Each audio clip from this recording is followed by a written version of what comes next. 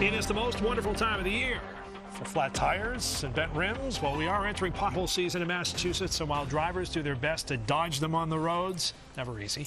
Nope. 25 Investigates found cities and towns actually dodging damage claims. Yeah, 25 Investigates Ted Daniel explains the obstacles that stand between you and a pothole payday. Potholes cost Massachusetts drivers an average of about $300 a year, according to AAA. That's real money.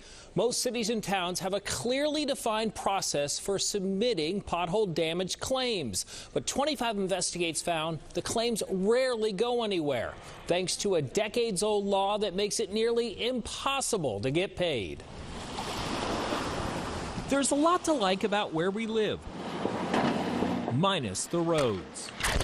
Multiple reports rank Massachusetts as one of the worst states to drive in part due to road conditions. All of a sudden, this loud noise, like an explosion, almost like underneath my car, happened. Carol McCarthy-Lavoie from Chelmsford says she hit a pothole last spring while driving on Route 110 in Lowell. And I was like, oh my God, my car, the tire was completely flat, like right to the rim. There's the flat, and this picture shows the pothole.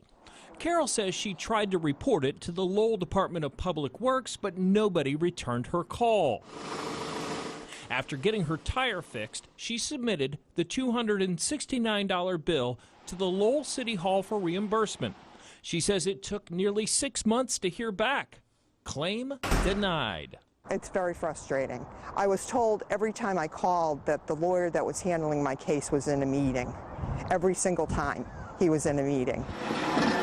Carol says the city cited a decades-old state law that says municipalities need to have prior knowledge of a pothole or defect in the road and time to fix it. Are people surprised when they find out what the reality of this is? People are very surprised. You'd think that the law would be a little more supportive of people who suffer damage to their cars because we can't maintain our roads. David White is a personal injury attorney based in Boston. He says pothole damage claims are a waste of time for most lawyers because they're so difficult to win. Plus, there's a cap on damages. $5,000 is the most you'll get. The city can say you were 1% negligent yourself, and that's an absolute defense to the case. And they'll win? They'll win. They win, and then they win. 25 Investigates obtained nearly 4 years of pothole damage claim data from 3 Massachusetts communities. In Lowell, 44 people submitted claims and only 1 got paid. Plymouth paid on 2 of the 23 claims it received. Worcester appears to be a tad more generous. The city approved 26 of 274 claims. And obviously the goal is to get the potholes filled. David Moore is the attorney for Worcester. He says the formula Worcester uses to evaluate pothole claims is pretty simple.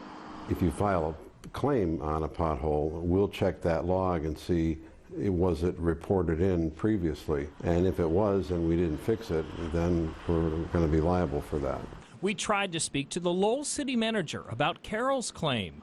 When our email wasn't returned, we showed up to a city council meeting.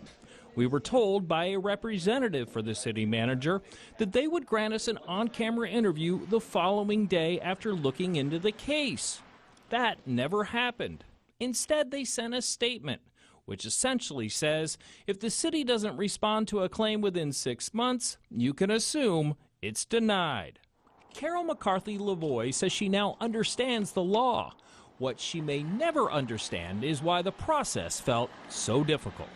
Especially if it's more money and it's for a person who's less fortunate than me, I feel that that should be fixed. More from Lowell. In a statement, a spokesperson tells us the law department attempts to process claims in a timely manner, and the city is working to communicate decisions quicker. Bottom line here, cities and towns typically win these cases, but it never hurts to try. Claims must be filed within 30 days from when the damage occurred, and don't be afraid to be persistent. For 25 Investigates, I'm Ted Daniel.